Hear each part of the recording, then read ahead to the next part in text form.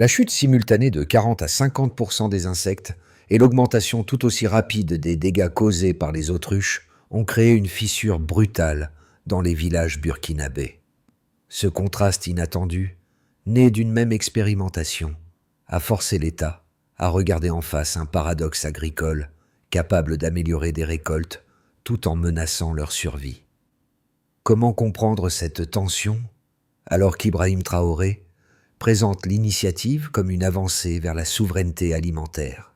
Et que se passe-t-il lorsque deux dynamiques opposées avancent presque à la même vitesse? L'expérience des autruches, d'abord perçue comme une tentative locale pour réduire la pression des nuisibles, s'est rapidement transformée en un examen stratégique de la capacité du Burkina Faso à sécuriser son avenir alimentaire. Au cœur de cette dynamique se trouve une promesse claire: offrir aux communautés rurales un modèle de résilience capable de fonctionner même lorsque les saisons deviennent imprévisibles et que les importations pèsent lourd sur l'économie nationale. Cette promesse, pourtant, ne tient que si chaque ajustement opéré sur le terrain parvient à maintenir l'équilibre entre bénéfices agricoles et risques collatéraux, un équilibre fragile que les équipes doivent être mesurées semaine après semaine. Et c'est là que surgit l'enjeu décisif. Si la régulation fonctionne, le pays pourrait troquer une vulnérabilité structurelle contre un levier durable de souveraineté. Mais si elle échoue, les dynamiques animales pourraient réintroduire plus d'instabilité qu'elles n'en corrigent. On peut alors se demander: jusqu'où une innovation locale peut-elle porter un pays lorsque tout repose sur la précision de son contrôle? La première consolidation des données a révélé un résultat net. Dans plusieurs zones pilotes, les nuisibles avaient reculé de 40 à 50%, seulement après quelques mois, un niveau rarement observé dans des conditions similaires. Dans le même temps, les relevés de terrain confirmaient que des déplacements incontrôlés d'autruches avaient provoqué des dégâts localisés, rappelant que la marge d'erreur restait étroite et qu'aucun bénéfice n'était définitivement acquis. À partir de ce double constat, le cadre général du programme est devenu plus lisible. L'initiative ne se réduisait plus à une interaction simple entre des oiseaux robustes et des parasites agressifs, mais à une dynamique élargie où décisions politiques, pratiques paysannes et contraintes environnementales s'influencent mutuellement. Les retours des villages pilotes ont montré que la baisse rapide des insectes pouvait modifier le quotidien rural, mais uniquement si les mouvements des autruches restaient contenus à l'intérieur des périmètres prévus. Là où les déplacements étaient surveillés, les cultures respiraient. Là où les oiseaux s'aventuraient librement, les risques augmentaient presque instantanément. Pour Ibrahim Traoré, cette phase initiale a servi de signal stratégique. Elle démontrait que le pays pouvait mobiliser ses propres ressources animales pour alléger la pression sur les cultures, sans recourir immédiatement à des soutiens extérieurs. Mais elle révélait aussi un point sensible: toute avancée pouvait se retourner contre elle-même si la régulation tardait ne serait-ce que quelques jours. L'histoire du programme a ainsi commencé sur une ligne de crête, portée par un potentiel réel, mais menacée par la possibilité de dérives rapides. En replaçant cette expérimentation dans son contexte d'origine, on redécouvre les frustrations accumulées face à la dépendance alimentaire et à des saisons capricieuses. Le Burkina Faso cherchait depuis longtemps un modèle capable de stabiliser la production, sans multiplier les importations. L'arrivée des autruches, bien qu'audacieuse, s'inscrivait dans cette volonté d'essayer une solution interne, en assumant les incertitudes qu'elle transportait. Dans les premières semaines, 2 scènes locales ont offert un aperçu concret de la manière dont l'initiative se traduisait dans la vie quotidienne des villages. À Kaya, les agriculteurs ont observé que les autruches repoussaient activement les criquets autour des zones cultivées, créant une baisse visible de la pression des nuisibles. Cette interaction, encore imparfaite, mais incontestable, a donné aux familles une bouffée d'air inédite après plusieurs saisons fragilisées par les infestations. Le gain restait modeste, mais il révélait que le mécanisme pouvait fonctionner lorsque les déplacements des oiseaux restaient guidés. À quelques centaines de kilomètres, dans une petite communauté proche de Bobo, la situation s'est inversée. Les autruches, attirées par les zones humides, s'étaient aventurées trop près des parcelles en germination et avaient piétiné une partie des plants. Ce contraste brutal a rappelé que les bénéfices potentiels ne tenaient que si la surveillance suivait le rythme réel des dynamiques animales. Les habitants ont alors rapporté une inquiétude nouvelle, la peur que chaque avancée puisse être annulée par un simple déplacement imprévu. Ces deux microcas, mis côte à côte, ont agi comme un fil conducteur pour comprendre le véritable terrain du projet. Là où l'action était encadrée, les gains apparaissaient presque immédiatement. Là où les mouvements restaient libres, les faiblesses se manifestaient aussi vite que les promesses. Les équipes locales ont donc été poussées à adapter leurs méthodes, apprenant à anticiper les zones sensibles plutôt qu'à intervenir après les dommages. Au bout du compte, une question sobre s'impose. La capacité à ajuster en temps réel suffit-elle pour stabiliser une innovation aussi mouvante? Avant le lancement officiel, l'idée semblait simple. Relâcher progressivement quelques autruches dans la savane afin d'observer si leur comportement naturel pouvait réduire la pression massive des criquets. Après plusieurs réunions techniques, les équipes locales ont reçu un protocole minimal. Surveiller les déplacements, noter les premières interactions et signaler tout comportement inhabituel. Avant, le dispositif n'était qu'un test limité, conçu pour durer quelques semaines. Après, il est devenu un moteur d'attention national, tant les signes initiaux ont surpris par leur rapidité. Le déclenchement réel du programme s'est produit dès que les premières autruches ont été relâchées dans les zones pilotes. Les oiseaux, encore peu habitués à leur environnement, se sont orientés vers les bordures cultivées où se concentraient les nuisibles. Les équipes ont observé que les criquets diminuaient autour des parcelles, et certains agriculteurs ont rapporté une respiration nouvelle dans leurs champs. Chaque journée révélait un petit changement. Chaque déplacement des oiseaux transformait une zone auparavant saturée en un espace plus stable. Ce premier mouvement a créé une dynamique positive spontanée, mais très vite, l'élan initial a dévoilé sa seconde face. Une partie des autruches a commencé à s'aventurer au-delà des périmètres surveillés, attirées par des espaces humides ou des terrains en germination. Là où elles se déplaçaient librement, les risques apparaissaient presque instantanément. Plants écrasés, jeunes pousses abîmées, inquiétude locale grandissante. La transition vers une phase plus imprévisible était enclenchée, et l'équilibre fragile construit au début est menacé de basculer. À ce moment précis, la tension est de monter d'un cran. Les médias se sont emparés de quelques images montrant des cultures piétinées, et le débat a gagné les radios régionales. Certains villages se félicitaient de la baisse des nuisibles. D'autres craignaient déjà que la situation leur échappe. Cette alternance de signaux contradictoires a installé un climat où chaque témoignage pouvait faire osciller l'opinion publique. Ibrahim Traoré, en suivant les premiers rapports, a refusé de considérer ces dérives comme un signe d'échec. Il a choisi de renforcer la régulation plutôt que de ralentir l'expérimentation. Des équipes spécialisées ont été dépêchées pour rediriger les autruches vers des zones définies, cartographier les risques et stabiliser la progression du programme. Ce tournant a marqué l'entrée dans la phase que les observateurs ont qualifiée de cohabitation contrôlée. Un modèle ni totalement libre, ni totalement fermé, mais suffisamment encadré pour limiter les fluctuations les plus dangereuses. Le point culminant est survenu lorsque la reproduction des autruches a dépassé les projections initiales. En quelques semaines, les populations ont augmenté plus vite que prévu, amplifiant à la fois les gains et les risques.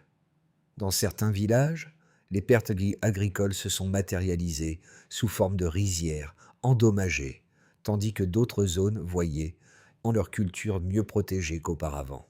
La courbe des événements s'est alors divisée en deux branches. Une branche ascendante, alimentée par les bénéfices, et une branche descendante, alimentée par les incidents.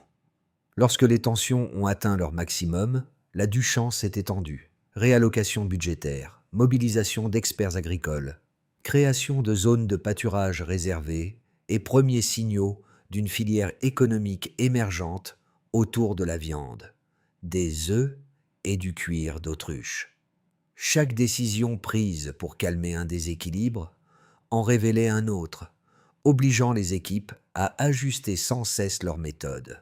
Le programme avançait comme un mécanisme sensible, où chaque engrenage devait être repositionné pour éviter que la dynamique générale ne déraille. Et c'est précisément dans cette succession de poussées, de reculs et d'ajustements que s'est écrite la véritable chronologie du projet. Une expérience qui a commencé comme un test limité et qui, porté par l'ambition d'Ibrahim Traoré, est devenu un révélateur de la capacité du pays à modeler ses propres solutions. Le point de départ du programme reposait sur une baseline simple. Dans plusieurs zones rurales, la pression des nuisibles atteignait un niveau que les agriculteurs décrivaient comme l'un des plus élevés depuis des années. Quelques mois plus tard, la delta était devenue visible. Une réduction de 40 à 50% des infestations, confirmées par les équipes locales. Cette fourchette n'était pas un hasard. Elle reflétait une interaction relativement stable entre les autruches et les criquets. Ce chiffre montre une tendance suffisamment régulière pour être considéré comme structurel. Le deuxième indicateur quantitatif a pris forme à Kaya, où les agriculteurs ont observé une hausse d'environ 30% de la production de mil sur la même période. Cette amélioration, attribuée directement à la baisse de la pression des criquets, a servi de repère pour évaluer si le modèle pouvait être répliqué dans d'autres localités. Ce gain suggère que l'effet positif peut devenir reproductible ailleurs dans le pays. Cette progression a également donné aux équipes de terrain un outil précieux pour calibrer leurs interventions et anticiper les améliorations possibles dans les zones voisines. Le troisième indicateur, en revanche, a agi comme un signal d'alarme. Dans la région de Bobo, environ 20 descends rizières ont été endommagés lorsque les autruches se sont aventurées trop loin dans les champs. Cet épisode, signalé par les habitants, a immédiatement illustré les limites du système lorsque la régulation ne suit pas le rythme réel des déplacements animaux. Ce pourcentage rappelle que l'absence de contrôle peut inverser tout progrès précédent. Il a également mis en lumière la nécessité de réagir rapidement, car un excès de damage pouvait annuler les bénéfices accumulés dans d'autres régions. En confrontant ces trois mesures, une image équilibrée du programme a émergé. Les autruches réduisent efficacement les nuisibles, mais leur expansion incontrôlée génère des risques réels si la surveillance n'est pas constante. Cette dualité a poussé Ibrahim Traoré à revoir les priorités opérationnelles. Il a ordonné la formation d'équipes spécialisées, capables d'intervenir plus vite, de rediriger les oiseaux, de contenir les zones d'expansion et d'encadrer la reproduction. Cette réorientation n'a pas supprimé les risques, mais elle a permis de stabiliser les fluctuations les plus dangereuses. Au-delà des chiffres bruts, les équipes ont constaté une transformation progressive du terrain.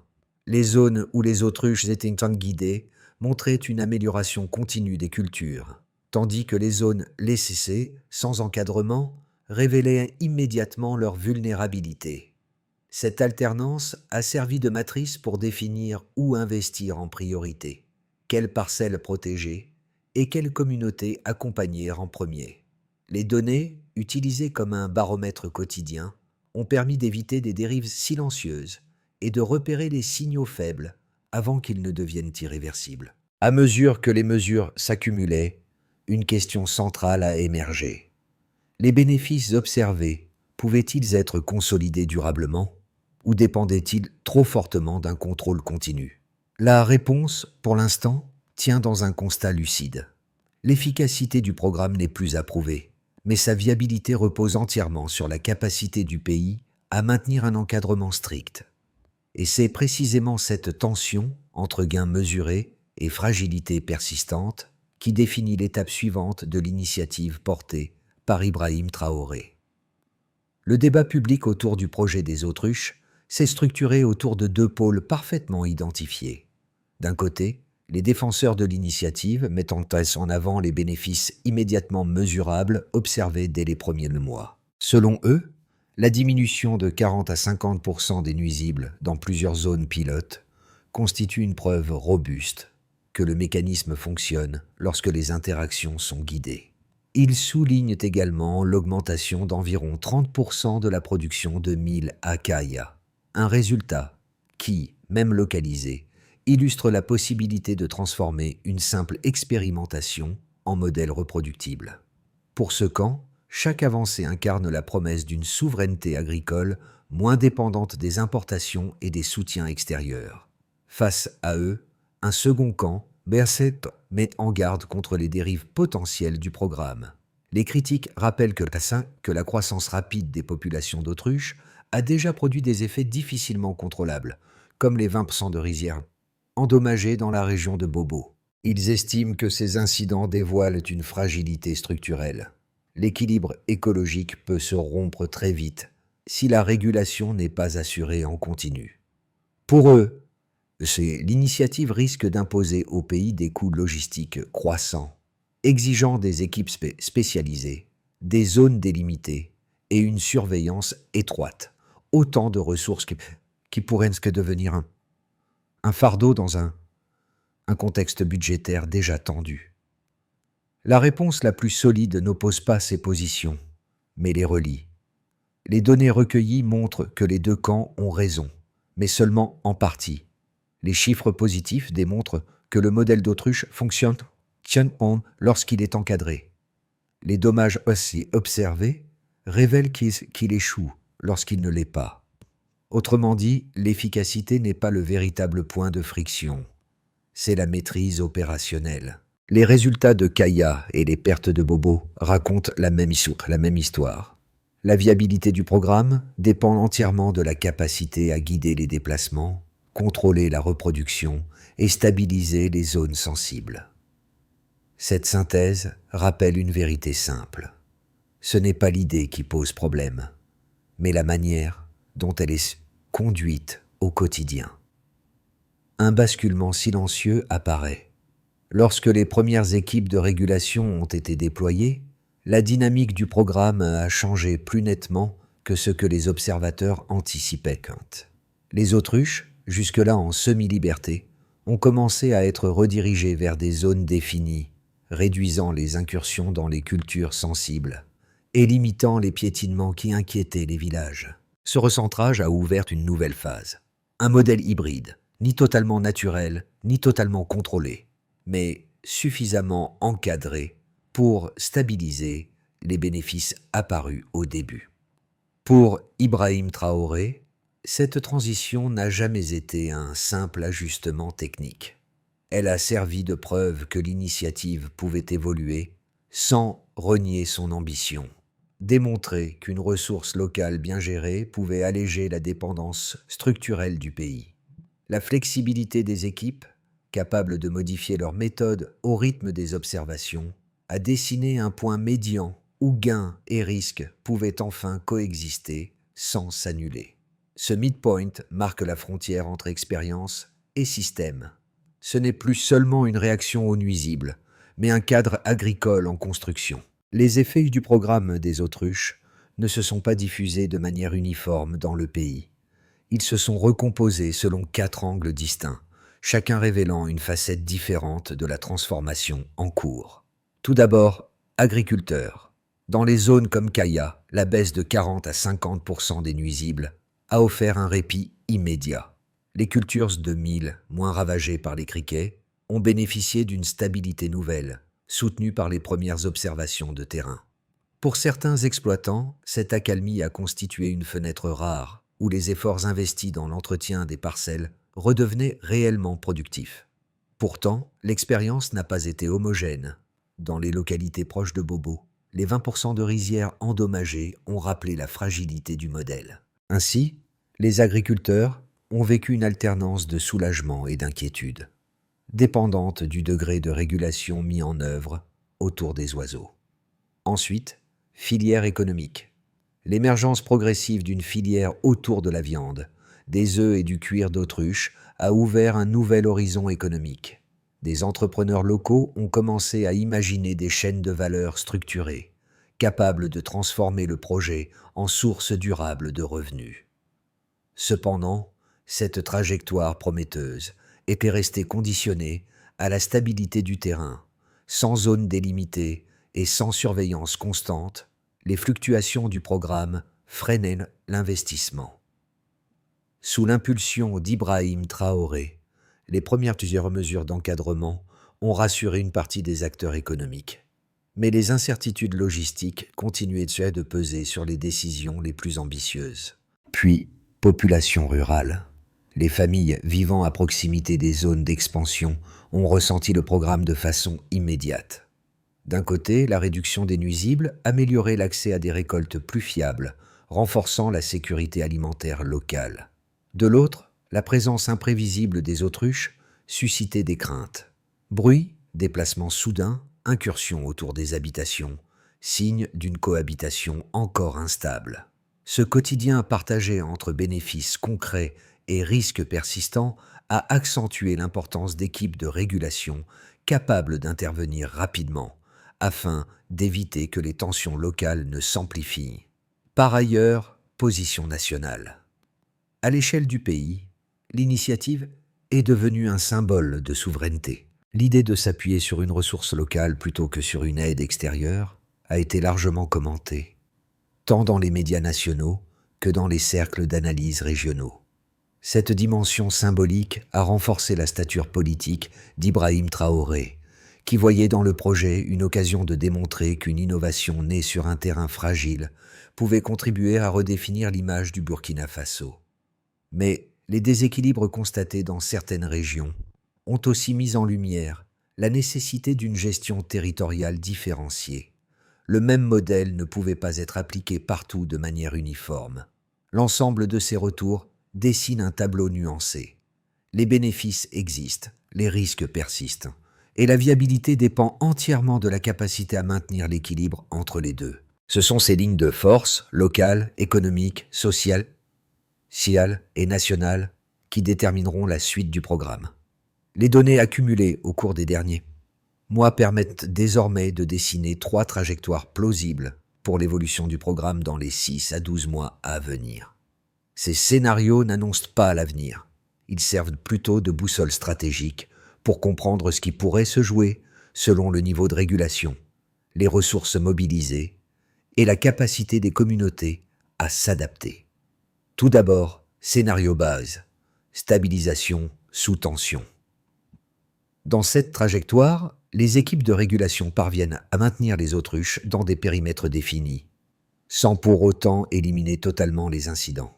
Les pertes, comme celles observées à Bobo, diminuent progressivement, mais restent ponctuellement présentes. Les agriculteurs conservent une amélioration modérée grâce à la réduction des nuisibles, tandis que la filière économique liée aux œufs, à la viande et au cuir se construit lentement, de manière prudente. Le pays avance, mais au rythme d'un ajustement permanent, où chaque décision doit compenser un déséquilibre potentiel. Ce scénario reste solide, mais sans promesse de transformation spectaculaire. Ensuite, scénario optimiste, consolidation et réplication. Dans la configuration la plus favorable, les zones de gestion deviennent pleinement opérationnelles.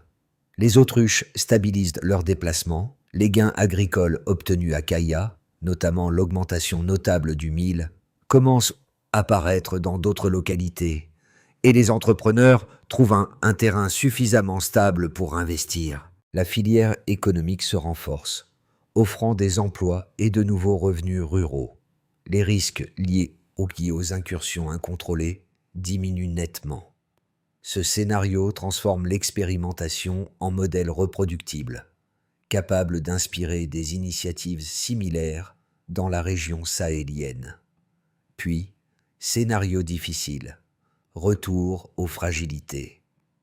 Dans la version la plus contraignante, la reproduction des autruches échappe de nouveau au contrôle.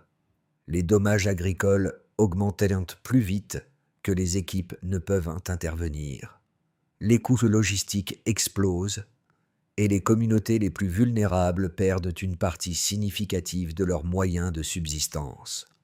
L'industrie émergente stagne et la promesse d'une autonomie alimentaire s'effrite.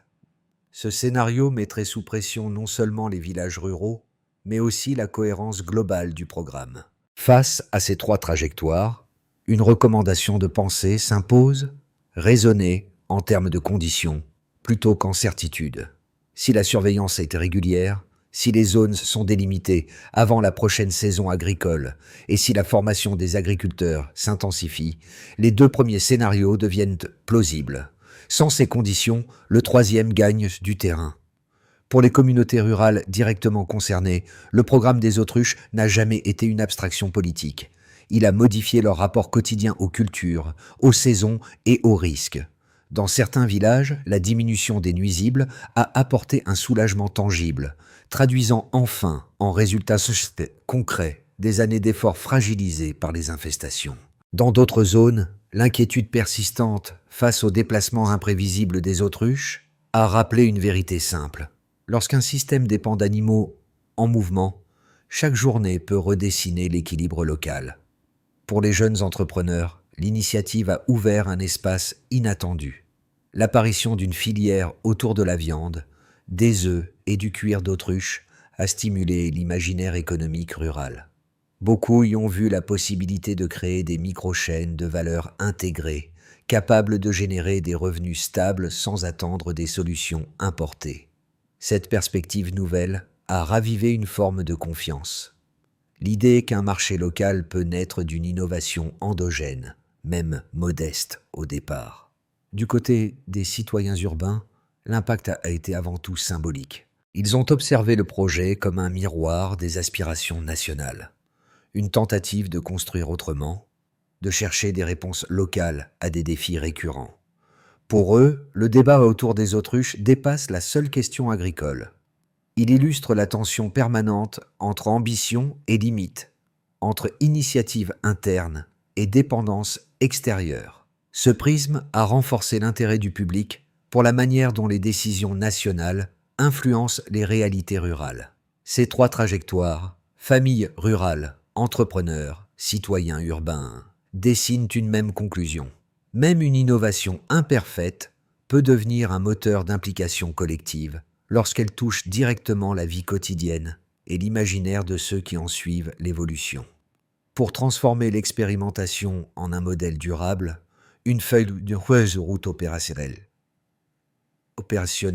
doit être clairement définie. Ibrahim Traoré a déjà esquissé plusieurs axes, mais leur mise en œuvre exige une précision plus grande, capable de réduire les oscillations observées depuis les premiers mois. Tout d'abord, régulation hebdomadaire et surveillance fine.